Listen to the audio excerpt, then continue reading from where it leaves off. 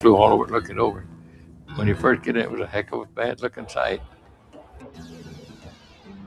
Even all of us that have worked on well fires and blowouts all our whole life, no one ever saw hundreds of wells burning at a single time.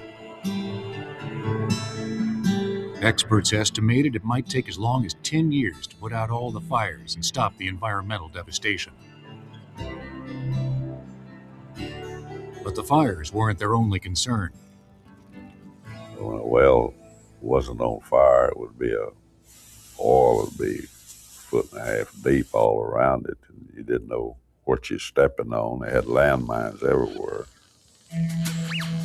But despite the dangers of a former war zone and the hellish appearance of the landscape, the firefighters soon realized that this inferno might be easier to extinguish than they originally thought. Hussein's men had blown off the tops of the wells, which set them on fire, but left the structure underneath the surface relatively intact. The introduction of the first new firefighting tool in decades also made the job easier.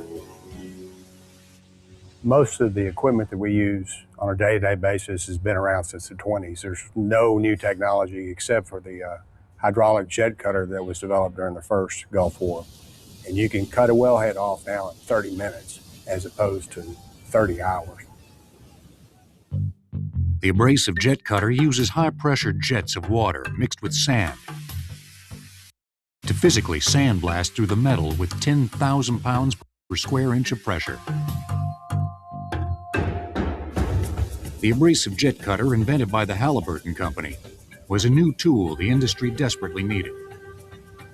The Texas companies were joined by a top Canadian company, Safety Boss, but the overwhelming scope of the disaster encouraged other less experienced international teams to get involved.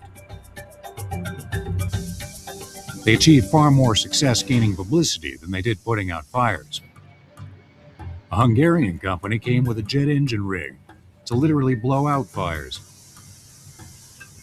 Hey, that was funny, comical. They called it a big win. That's what it was.